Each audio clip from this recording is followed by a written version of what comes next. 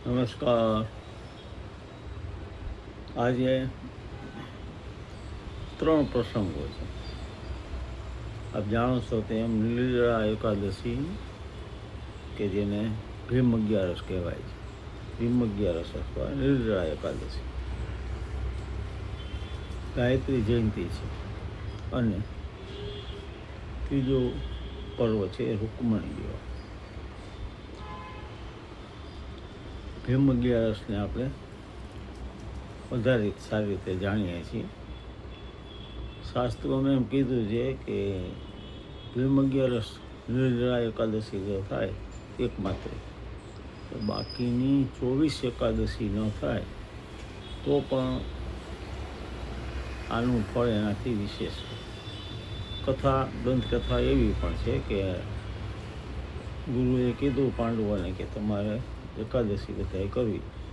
બધાએ આ પાડી તો ભીમ કે મારાથી નહીં, હું ખાધા વગર રહી શકું નહીં. દંતકથા પ્રમાણે ગુરુએ કીધું કે તું બીજું ન રહી શકતો કાંઈ નહીં, કમસે કમ જેઠ મહિનામાં આવતી એકાદશી નિર્જળા એકાદશી રહી. અને આગળ ઉપર કળિયુગમાં આ 11 તારા નામ ભીમ 11 તરીકે પ્રખ્યાત. નિર્જળા ન રહી શકાય તો ફળ ઉપર આ દિવસે રહેવાય. તમે જાણો છો તેમ કે આપણા ધાર્મિક પ્રસંગો જેટલા પર્વો છે એની પાછળ વિજ્ઞાન છે. 15 દિવસે એક વખત ભૂખ્યું રહેવાય કે માત્ર ફળ ઉપર રહેવાય કે માત્ર પાણી ઉપર રહેવાય કે માત્ર પ્રવાહી ઉપર રહેવાય, તો શરીરનું સમતોલન છે એ જળવાય. આપણે સતત ખાતા રહીએ અને એને આરામ ન આપીએ તો પાચન તંત્રના આરામ માટે આપણે જે કાંઈ ખાધું છે એમાં ચરબી ઘણી વધી હોય, એના માટે ફાસ્ટિંગ, ઉપવાસ ખૂબ જરૂરી છે. ઉપવાસ એ વૈજ્ઞાનિક છે, fasting is a scientific way. એ સમયમાં કે જ્યારે વૈજ્ઞાનિક રીતે આ વાત ન કહી શકાતી, એટલે પછી ધાર્મિક વાતો, એની વાર્તાઓ, દંતકથાઓ વણી અને તમને ખબર છે કે ભીમ 11ની બીજી પણ વાર્તાઓ છે.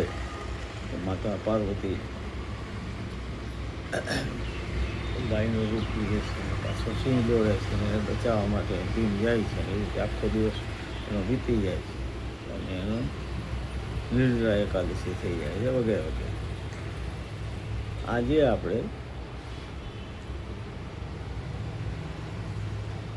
પાણી વગર પણ રહી શકીએ નિર્જળા એકાદશી, તો વિશેષ ન થઈ શકે તો ફળ ફૂલ લઈ શકીએ. કહેવાનો મતલબ એ છે કે હવે ચોમાસાની ઋતુ શરૂ. આપ જાણો છો તેમ ચોમાસાની અંદર આપણી પાચન શક્તિ નબળી પડે. આપણા જઠરાગ્નિને, આપણી પાચન શક્તિને સતેજ કરવા માટે, સક્ષમ કરવા માટે, ચેતનવંતી બનાવવા માટે આ જરૂરી. વૈજ્ઞાનિક મહત્વ પણ સમજીએ, સાથે સાથે એમાં ગાયત્રીની આરાધના કરીએ. ગાયત્રી દિવસ, ગાયત્રી માનો હજી જન્મ જયંતિ કહેવાય છે કે જૂનામાં જૂનો મંત્ર, વેલોક્ત મંત્ર છે ગાયત્રી મંત્ર. ઓમ ભૂર્ભુવઃ સ્વઃ તત્સવિતુર્વરેણ્યં ભર્ગો દેવસ્ય ધીમહિ ધિયો યો નઃ પ્રચોદયાત્. 24 અક્ષરનો આ પ્રણવ મંત્ર કહેવાય છે. એના ઘણા બધા ફાયદા છે, એની પાછળ ઘણું રિસર્ચ પણ થયું છે. અને સાથે સાથે રૂકમણી વિવાહ પણ છે.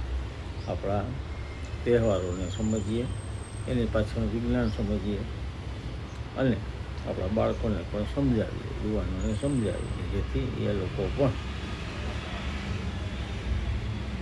આજે આપણે ખાવામાં કંટ્રોલ રાખીએ.